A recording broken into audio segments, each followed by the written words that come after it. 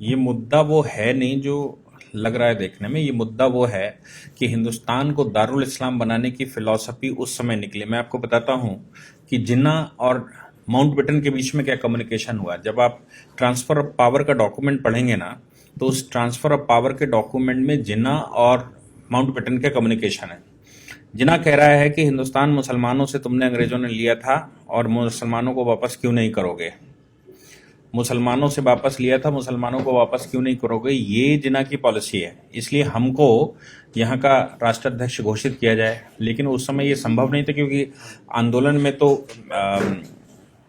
Congress participate कर रही थी, कांग्रेस उसमें मेल रोल पे थी और कांग्रेस लीडरशिप ही अंग्रेज से लड़ रही थी। पूरी उस समय की कांग्रेस लीडरशिप मतलब देश की लीडरशिप। कांग्रेस आज की कांग्रेस से उसको कंपेयर मत करिएगा।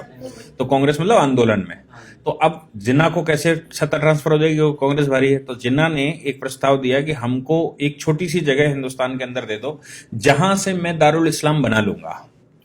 उस पॉलिसी के तहत हिंदुस्तान में इसका बंटवारा हुआ, पाकिस्तान दिया। पाकिस्तान ने कंसिस्टेंटली अपनी पॉलिसी जो शुरू की वो डे वन से यही थी कि हिंदुस्तान को कैसे दारुल इस्लाम बनाना।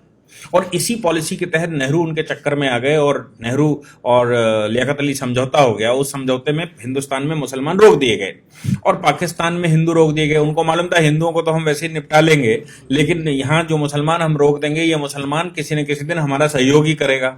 ये उनको उस समय मालूम था। उस पॉलिसी के तहत 1947 में कश्मीर पर उन्होंने अनायासी हमला कर दिया।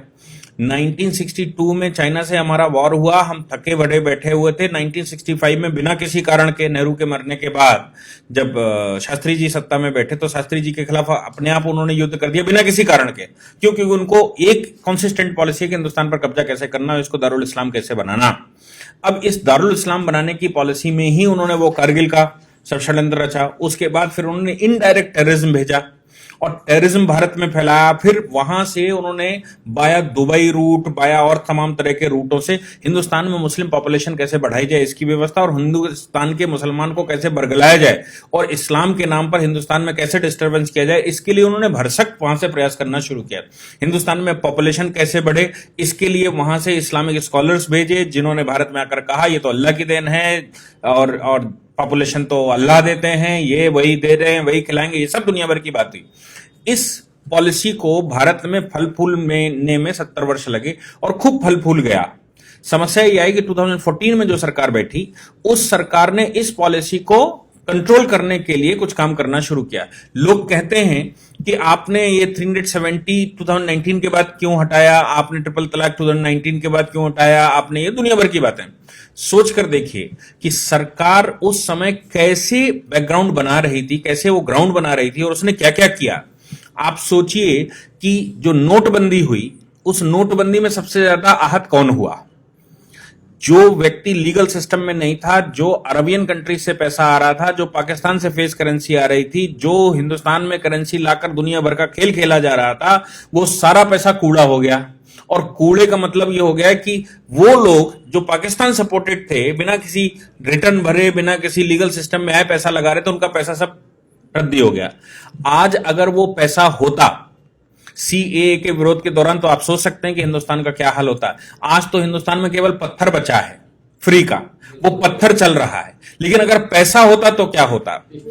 दूसरी उनकी बात जो वो करना चाहते कि हिंदुस्तान में पॉपुलेशन बढ़ाएंगे, दारुल इस्लाम बनाएंगे, गजबाए हिंद लाएंगे, ये सारी बातें जो उनके दिमाग में थी, उन सब पर 2014 के बाद रोक एक एक करके लगनी शुरू हो गई। क्योंकि उन्होंने कहा सब लीगल सिस्टम में आएंगे, नोट भी लीगल सिस्टम में आएगा, व्यापार भी जीएसटी लीगल सिस्टम में आएगा, भारतवर्ष से इंपोर्ट और भारतवर्ष में आने वाला पैसा, आपको याद है 20,000 एनजीओ एक साथ बंद की गई थी।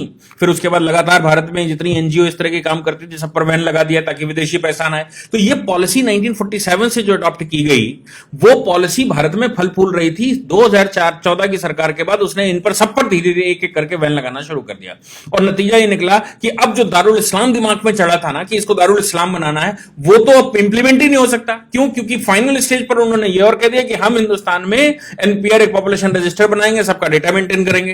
अब ये जो पाकिस्तान, बांग्लादेश और दुनिया भर से मुसलमान लाया गया था, किसी ने किसी साधन से यहां पर रखा गया था, उसने यहां शादी ब्याह कर लिए, 20-20 बच्चे पैदा कर लिए, अब वो सब क्वेश्चन मार्क लग गया।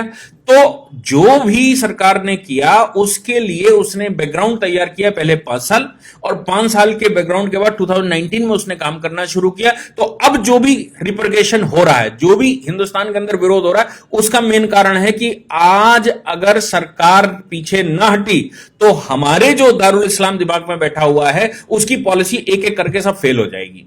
और अब दारुल इस्लाम बनाने की जो फिलॉसफी है वो इंप्लीमेंट नहीं हो सकती, किसी भी हालत में नहीं हो सकती, क्योंकि जैसे ही आप पॉपुलेशन रजिस्टर बनाएंगे, जैसे सीए के तहत लोगों को लीगल कर देंगे, जैसे ही आप अनऑथराइज कॉलोनी को ऑथराइज कर देंगे, हर कॉलोनी का एक सर्टिफिकेट बना देंगे, हर व्यक्ति का एक आईडी बना देंगे, तो फिर भविष्य में जो भारत को आप इस्लामिक कंट्री बनाना चाहते थे वो इस्लामिक कंट्री भारत अब कैसे बनेगा?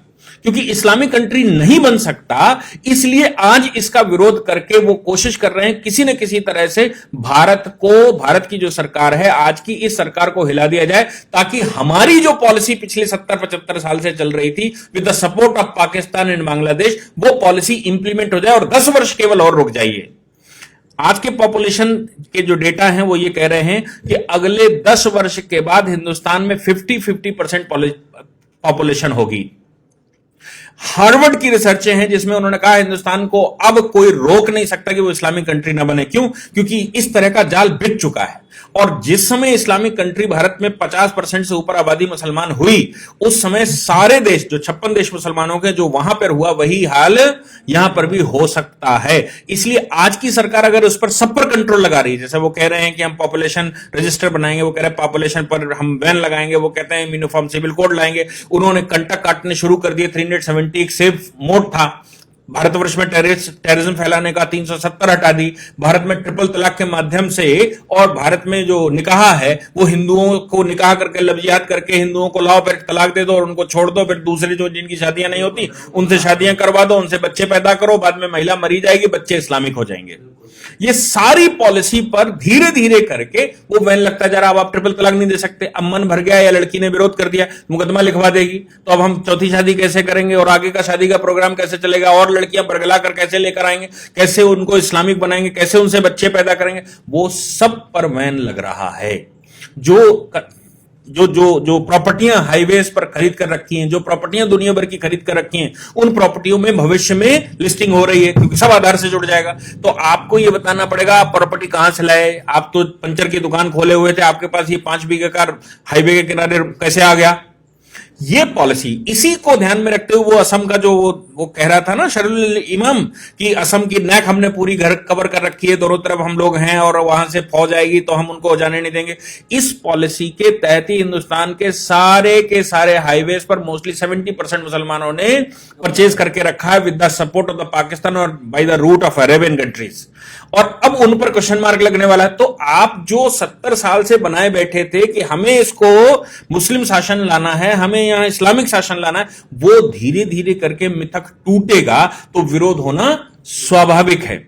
इसलिए आज की सरकार का विरोध इस बात का नहीं, क्योंकि सीएए में तो कुछ ऐसा है ही नहीं ना जो विरोध करने लायक हो। विरोध सिर्फ इस बात का है कि आप जो करने वाले हैं, भविष्य में जो कर सकते हैं, उसका जो आपने प्लेटफॉर्म बनाकर रखा है, उस प्लेटफॉर्म को ही हम चरमरा देंगे। और जिस दिन वो प्लेटफॉर्म गिर जाएगा उस दिन हिंदुस्तान को दारुल इस्लाम बनाने से कोई रोक नहीं पाएगा। बाकी पॉपुलेशन थोड़ी सी बचेगी, जैसे पाकिस्तान में 23% बचे थे, कहीं 27% बचे थे, बाकी वो सब खत्म हो गए ना धीरे धीरे करके। हिंदुस्तान में भी 50% से ऊपर पॉपुलेशन होगी तो धीरे धीरे वो मार देंगे। जैसे कश्मीर में उन्होंने 1989 में किया था कि कश्मीरी पंडितों को पहले समझ नहीं आया, लेकिन जिस समय उनकी पॉपुलेशन बढ़ गई उसने मारपीट के बराबर कर दिया और कश्मीर घाटी खाली करवा दी। हिंदुस्तान भी ऐसी ही पॉलिसी के तहत करने की तैयारी है। बंगाल आप आज का देख लीजिए, बंगाल में प्लेटफॉर्म पर लोग बैठे हुए हैं, ट्रेनें नहीं चलने दे रहे। असम की हालत कुछ जगहों की देख लीजिए, जम्मू कश्मीर हम पहले से देख चुके हैं, केरला की हालत देख लीजिए, दिल्ली की हालत देख लीजिए कि दिल्ली में कोई काम नहीं होने दे रहे, पुलिस की गाड़ियां नहीं निकलने दे रहे, सामान्य आदमी का जन सैलाब नहीं निकलने दे रहा है, सामान्य गतिविधियां नहीं होने दे रहे।